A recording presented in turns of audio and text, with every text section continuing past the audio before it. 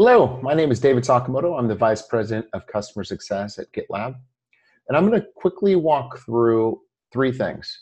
I'm going to walk through one, a brief overview of the philosophy of customer success, define it. The second, I'm going to walk through at a high level the customer journey that we're developing. And the third piece is I'm going to walk through the documentation framework that we're going to be delivering as part of building out our overall engagement approach. So let me pull up the slides here. And let me start with the top level, the definition of customer success. I think it's really important to understand the philosophy of company-wide customer success. And I have a definition here in front of you from Lincoln Murphy, a well-known customer success evangelist. And I really like this definition because it's really simple and it hits a couple key important points with a small add-on at the end. But the definition is customer success when customers achieve their desired outcome through interactions with your company, and also added with the appropriate experience. A couple key things. Desired outcome. It's really important. We're going to be driving that customer success motion, that account management across the journey, and really focusing on solving those business and technical problems. But ultimately, we want to drive to a business outcome and be able to demonstrate return on investment based on the investment in the GitLab application. The second important word in this definition is interactions. So yes, there is a customer success team, and we work with customers pre-sales and help them during the solution rationalization stage and help them with their technical validation of the solution, as well as we have teams that do implementation and the account management. But I take a view, it's customer success is much broader than just the direct team driving those adoption motions. It really is a company-wide motion. So if you think of customer going through their journey, they're going to have touch points with sales, actually with marketing, with sales, certainly the customer success team, the product.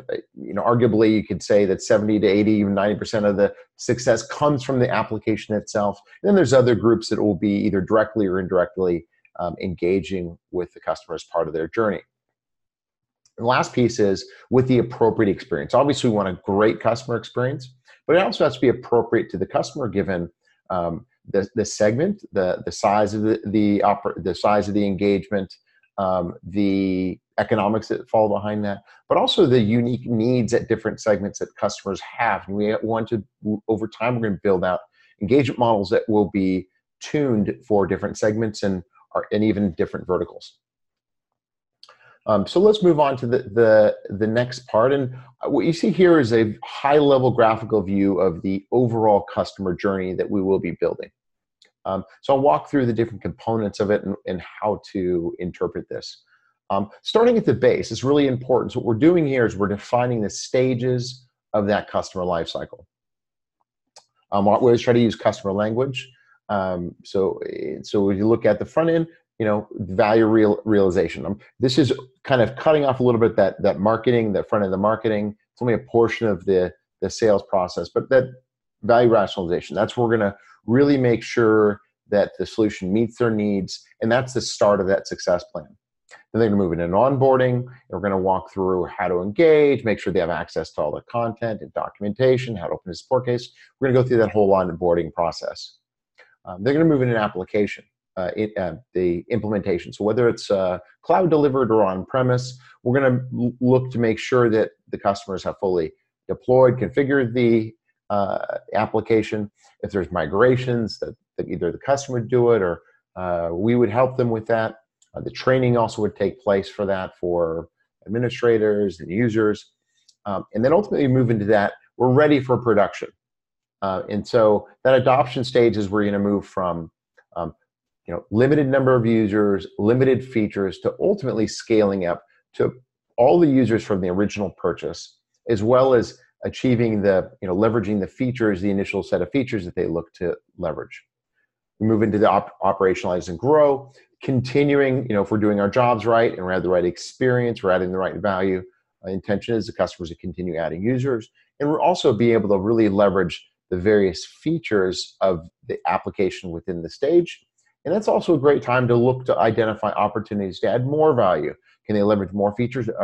Can we expand into other stages across the 10 stages we support of the DevOps lifecycle, and really help customers drive through their transformation and really leverage the full capabilities of our application.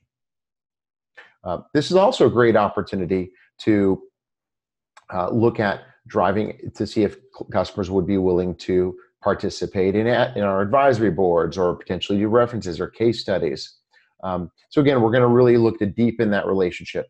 And if they do start to bring on, large sets of additional stages or features, there is somewhat of a little bit of a rather rinse repeat. You see along the bottom, there's an arrow that kind of shows there is a light kind of onboarding process, and maybe not an implementation, but configuration and adoption of those features. So there's a little bit of a cyclical nature here. The activities show really high-level boxes around the types of activities that we would be doing as we engage the customer. We're going to have to drill these out into detail. So each one of these boxes will drill out into individual procedures or plays, and I'll talk to that in the next slide. Across the top, the next stage, if going up, milestones, super important. What we're showing here are the major and minor milestones. So the major milestones being sale complete, onboarding complete, first value. So that there's going to be 4 different milestones that we're going to be tracking in terms of value. We want first value. This is, again, limited users, limited features. Then the next would be full adoption according to the purchase intent. So what were the key things they wanted to initially start to use and want to drive to get to those full adoption? Then there's what we're going to track is full stage adoption. Do we see that they're fully leveraging all the capabilities that we have within an existing stage?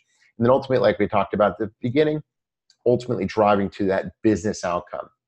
This milestone will be highly variable from customer to customer, but it's something we absolutely want to track of. The original purchase intent, did we deliver on that? Ultimately, you'd want to see a cyclical nature as they hopefully expand, and then we drive to that renewal and continuing the engagement with the customer. On the kind of milestone, we highlight a couple areas where we want customer celebration. These are wins that we believe there'll probably be others as it relates to that specific customer. These are some key areas we want to make sure that we celebrate and drive to achievement milestones. Across the top, also really important. These are the top level metrics and as associated to different stages in the life cycle. On the front end, time is very important. So time to close, and ultimately that time to value will be really, really important on those front end stages.